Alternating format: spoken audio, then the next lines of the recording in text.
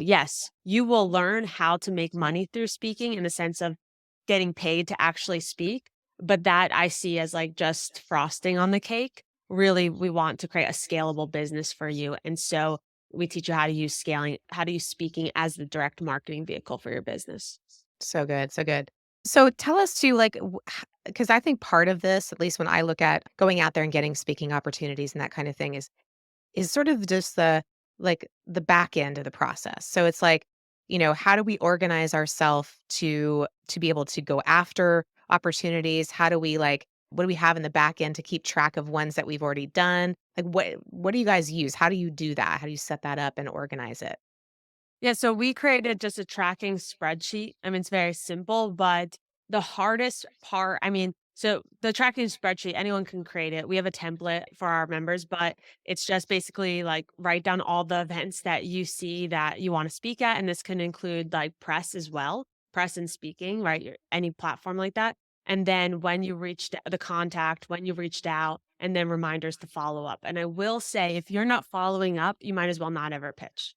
Mm, The follow-up is what gets you the deal, and that's with anything, like, if you're in sales, like, if you're not following up, then you're just wasting your time. Ryan Serhant, he's the top real estate agent in New York City, very, very successful business owner, and he said, like, his key to success is the follow-up, like, he'll follow up all day long, like, multiple times, and you can't be afraid to follow up, so mm, just keep that in mind, side note. mhm.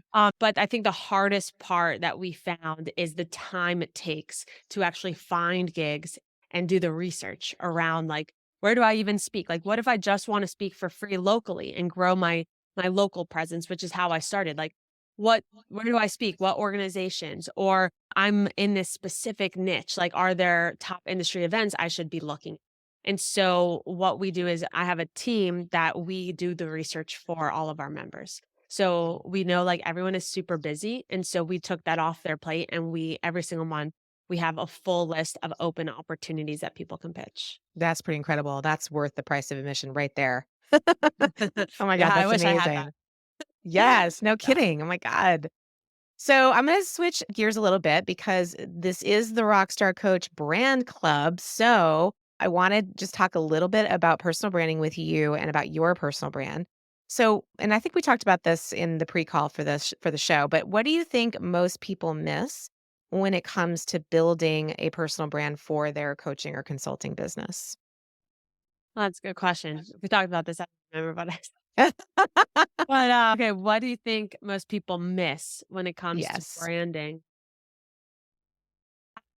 I think most people miss in the sense of like the starting point, right? If you're starting to develop your personal brand, is really defining your why, your end goal, right? I know everyone doesn't kind of really have an end goal, but the end goal in that moment and what type of colors, messaging, and story will connect that.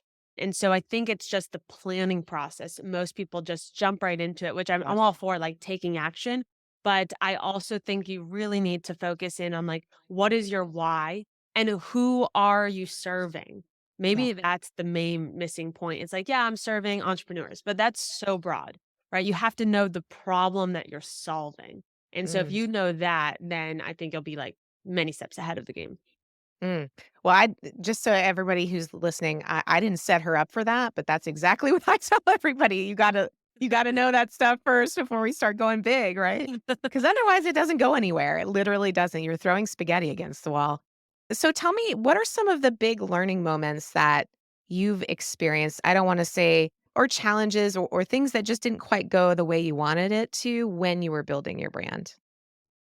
I mean, so many things didn't go as planned. The one main thing was, not getting any speaking gigs when I was pitching myself to state Right. events. That didn't go as planned.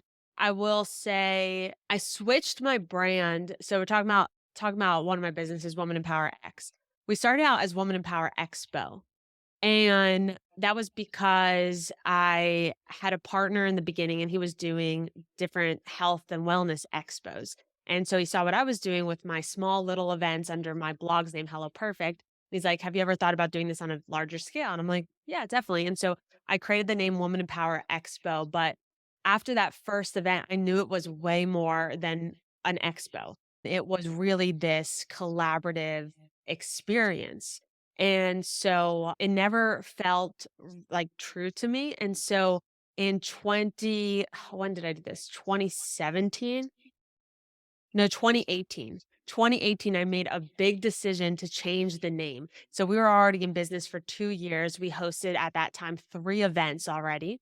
And this was a big risk because people identified us with Woman in Power Expo, which Yeah. sometimes people even say that still because we Yeah.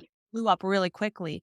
And the thing that I did that was really lucky, and I wish I could say I did this intentionally, which I didn't. All my social media handles were Woman in Power X because you couldn't fit Expo. So I already had the name, so it was a very easy transition. And the X stood for the experience we were creating and bringing people together. And Mm, so I decided to make that switch. And so that what went over really well because of how we presented it to our audience.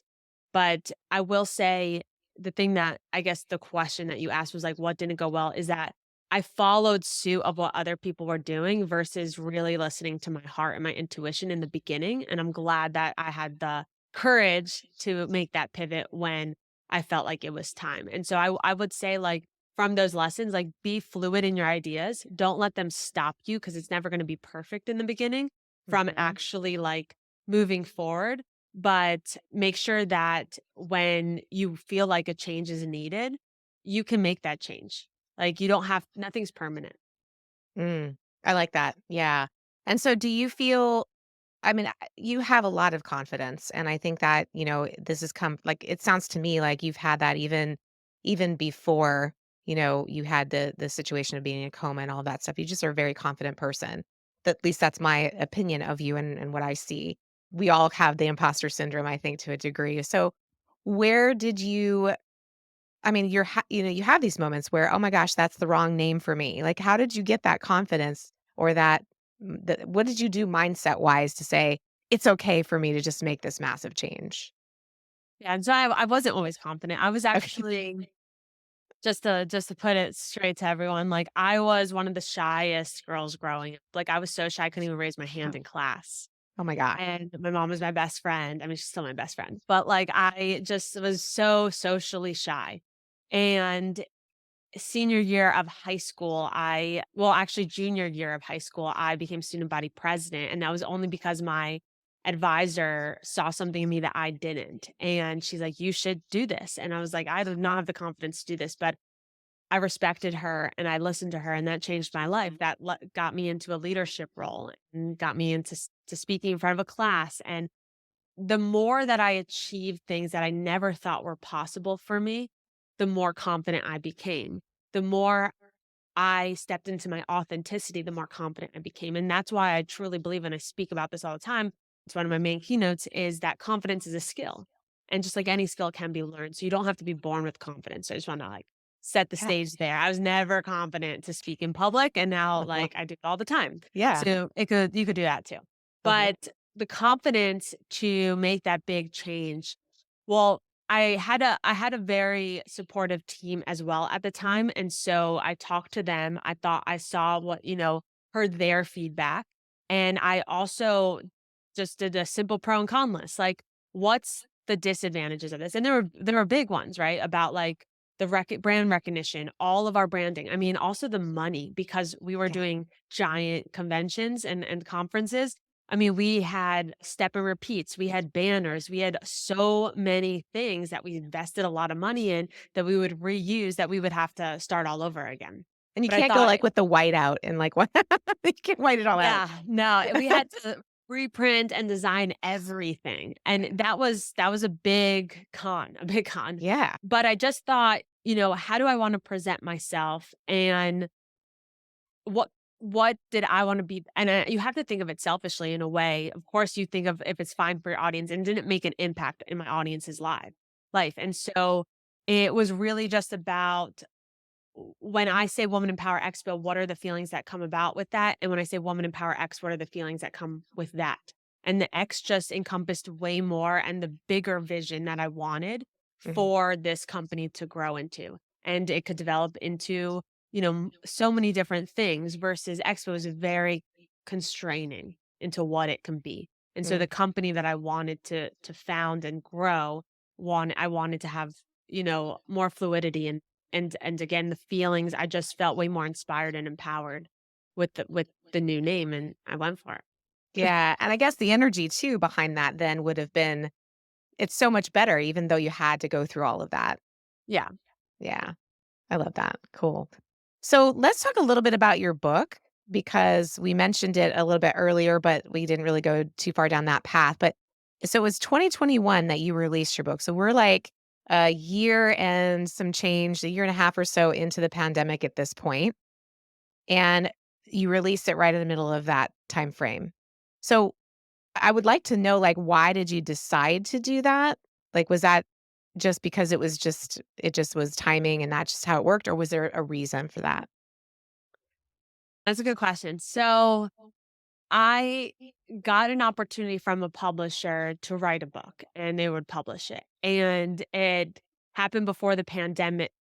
Yeah, it happened before the pandemic, but the pandemic provided the best time for me to write my book because before that, I was just way too busy. I was traveling all the time. I was running these big events. I was speaking, and there was no time for me to write a book. And so it was kind of a blessing in disguise, the timing, because I was able to write my book in like 6 months because I had nothing else to do. I was just at home, right? My whole business kind of pivoted. I was an in person events company and I had to completely pivot everything. And so it gave me this really good release of purpose of what I was doing during this time. And and so when we launched it, we waited, of course, also the process of like editing and going back and forth. But it was 2021, which I was starting to speak now. So I was now being hired for in person and virtual and hybrid events. So I saw things were getting back in person. But there was a huge obstacle that came about. So the day we were supposed to launch, I already had book signing set up, one in DC, and all of a sudden, there was a giant paper shortage. What? And yes, giant paper shortage. And there was no way to get books to any of my book signing events. And so I was like, you can't do a book signing without the books. No. And so we had to postpone my launch by like a month or 2. And it was so upsetting because we had like the perfect date, the perfect time. And then we were leading up to it. And then all of a sudden I had to postpone it all. Luckily, like my venues were very like helpful in that transition, but it definitely was hard. And it's funny because my book's name is Adaptable. And my publisher just kept on saying, well, we just gotta adapt. And I was like, thrown that in my face. But it was challenging. I definitely wouldn't have recommended it, but I think it came out at a perfect time. Yeah, no kidding. And so what do you think in this book? Obviously there's a lot in there. I've read it. It's an awesome book. You guys should check that out on Amazon. What what about the message of this book do you think is helpful or kind of necessary even for entrepreneurs right now in the environment that we're in right now? There's so many messages throughout the book, but the overall theme of it is to, right, turn your obstacles into opportunities and not let something stop you in your tracks. And I think just right now, not going just off the title, but we're in this time of really big change with the introduction of AI. Like it's going to change the world. And if you haven't looked into it, like you have to look into it. Yeah. You have to start using it in a Yep. way that elevates your business, but it's gonna affect a lot of people, and it's gonna affect a lot of jobs, and it's gonna, have a lot of people go out of business, and so you have to start preparing how you can adapt to this new world of technology, of innovation, and I think that's one and we don't talk specifically about technology, but we talk about a lot in the book of just going through these challenges and knowing that there's always a way, and it's your job to find a way to make it happen and giving you that motivation, empowerment, and that inspiration to keep going against all odds. I like that. Yeah, and you're right. I've actually I started doing some workshops around AI and helping coaches do that for that very reason because I do see that and so many coaches are afraid that it's going to take their jobs.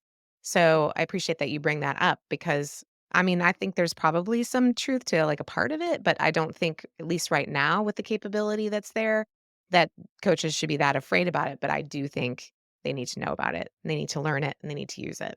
Well, that's why I keep on saying share your story because literally, like, all the content is soon going to blend in. Like everyone's like, Yeah, Chat GPT can create my whole content calendar and write all my captions. I'm like, yeah, but everyone's going to sound the same. But exactly. if you know how to use them, and this is what we teach in Speak to Elevate, right? Utilize AI, take their ideas and use it to save time. And as your second assistant or third assistant or fourth, whatever, you're on your team, and then take that caption or that video script and infuse your story into it, and all of a sudden you stand out, right? Because AI cannot tell your story and it doesn't have emotions attached to it. Mm-mm. And that is such a powerful thing that's going to set a lot of leaders and businesses apart. Agreed. Yeah. And I was actually looking at another person who does, a program for coaches. And they were actually saying, oh, you can build your entire brand through through Chat GPT. And I was just like shaking my head, going, no, then everyone's brand's going to be the same. You cannot do it that way. So yeah, I'm with you on Mhm. that one. So I'm just going to kind of ask you because I know we talked about a lot of different things, but what haven't I asked you up until now that you wish I had? That's a good question. You asked me a lot of good questions. What have you not asked me that I wish you had? I really don't know because I feel like you asked a lot of different things. Maybe we could talk, like, I would love to always share how to actually gain confidence to use your voice.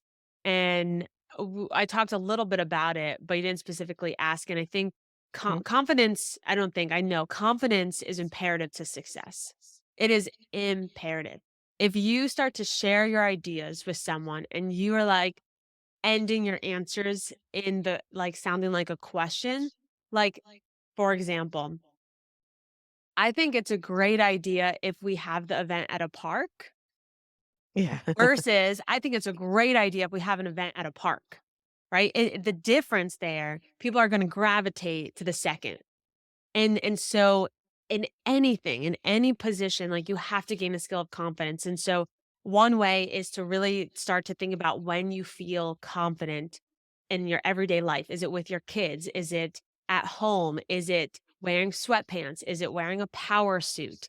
Is it when you're talking about a specific topic? Like, those are the things you need to start marking down and then see how you can integrate it into areas of your life where you don't feel that confident. And that, I think, is how we like hack this game of confidence. And that's how I did it myself. Like, I never felt confident at networking events. And so I had to figure out what made me feel confident that can help me. One was being with a friend by myself, by my side versus going alone. So I would always ask a friend to go with me. That made me feel a little bit more confident. Wearing certain clothes, like wearing jeans and a blazer versus like a business dress. That made me feel more confident. So I would figure out my style of confidence, and just these little tiny things that you can pick apart when you do feel confident in your personal life, mostly, really, and then see how you can apply that into your professional life. That's awesome. Thank you for sharing that. And I thought maybe you might want to share one little amazing bit of news with everyone that probably hasn't heard this about you. Would you like to do that? Yeah, Please so I share. just announced a few weeks ago that I am pregnant with twins, and this is will be my first kids, I guess. It's kind of crazy because twins do not run in my family. So it was the biggest shock of my entire life. I never knew that everyone has a 0.04% chance, but we're super excited. We'll be having like identical twin boys coming this fall. And so that's definitely going to be a huge shift for me. And so I'm already nervous, excited, but then also thinking about how I can authentically integrate it into my content as this new chapter. And so I think that's really important is allowing your personal brand to grow with you. Yeah, and the fact that you're sharing that as well. So I think a lot of people are like, they kind of, and we did talk about this before, where it's like they'll either share only the educational pieces and all of that. And I think I probably, just to be honest, probably don't share enough about my own personal, things that are going on in my life. I do, but not probably not enough. But I think most people either do too much of that or they do too much of the teaching Mm. and they're not kind of, blending it in. I think you do a really nice job of doing that. Yes. Ah, So that's awesome. Suzanne has twins. Nice. Yeah. So she can Thank probably you. give you some My she can mom. give you some tips later. Yeah, I'm all for the unsolicited advice. If someone messaged me like, I'm not here to give I usually don't give unsolicited advice, but as a mom of twins, you have to add this to your registry. And I was like, I'm all for all the Yeah. advice. So please Yes. message me. Yeah. 100%. So good. So is there anything right now that you are like obsessing over besides baby stuff that like, tools or books or anything that you might recommend to people? Good question. So right now I'm obsessing over YouTube. And so it's not a specific tool, it's been around forever, but I am really focusing in on YouTube. I think that is the platform that has been consistent through the test and trials of everything. I think that is the platform that you should invest your time in and or Mm, podcasts. Okay. So YouTube and or podcasts. Me specifically, I'm focusing on YouTube right mhm, but it's this long form content. We're so infatuated with short form. And while that's great to get new followers and new leads, it goes away so quickly. And so I'm really focused on YouTube videos and really growing my platform there and then taking pulling shorts from the YouTube videos to send more people to YouTube as well as continue to reach more people through shorts and reels and TikTok. And so that's what I'm currently like obsessing over is like how can I grow on YouTube and how can I create more entertaining and educational content over there. oh, that's really good. Yeah, and so are you including that as part of your program? Yeah, so the good thing is my program, we designed it in a way where there's the full curriculum course, but every single week we have our small group mastermind coaching with me. And so the world of branding, marketing, and speaking changes every single day. And Mhm. so we get on every Tuesday and I share anything that's new that I think that my students should be aware of and then I answer anyone's questions. And so everything I learn and invest in my own knowledge, like last year I invested $25,000 to work with this team. And did it produce that? Like, was it fully worth the investment? I'm not sure. We'll see. But what's really amazing is that I invest in myself so then I can share that with others and they don't have to spend 25K to do that. But everything that I'm learning, I'm sharing with my community. Speak to So elevate. good. So good. All right, cool. Charlie says, "You made your boys' grandparents doubly happy." Oh my gosh, yeah. My mom's been waiting. So this will be her first grandchild or now children. And so Yes. they're so excited. She's gonna have her hands full as Yes. Luckily, as she lives grandma. 10 minutes down the road and she's Oh, that's good. retired. So she's like all for helping us, which I'm like, okay, we have a good support system. And my So husband, good. he works from home too, but we're both, working parents. Mhm. So grateful to have her and his family, close. Oh, yeah. That makes so much of a big difference, especially when you're gonna have 2 at the same time. Yes. Oh Yep. my gosh. But thank Well, you. this has been amazing. Thank you so much for spending time with us today. And if you guys have questions, you're welcome to stick around for just a minute. We're going to actually stop the live stream. But before we do that, Jenny has just put in the chat here that you can learn more about Alexa's Speak to Elevate program. She gave you the link there. She's also posting that on social media. So if you guys are watching there, you'll get to get access to that. I'm also holding another workshop around finding your uniqueness in the sea of other coaches and consultants that are out there. That one's going to be happening on May 4th, I think it is. And Jenny's going to drop that link also in the chat and on social media as well. You got that, Jenny? Yeah. Just make sure she's got that. I think she does. And aside from that, I want to thank everyone else who has shown up as well. So we got Charlie, we got Jackie, we got Jen and Loden and Laura and Suzanne. Thank you so much for being here with us. And I can't thank you enough for coming on the show to help coaches and consultants build their speaker brand. And yeah, so you guys go check her out. Go look at what she's got to offer with Speak to Elevate. And then next time we come here live, we're gonna be it's Monday, May 8th. Our next episode is gonna be Trademark Like a Boss with Radiance Harris, who's an award-winning trademark attorney, speaker, and author of the book with the same name. So thank you so much, everyone, and we will see you again on Monday. Bye.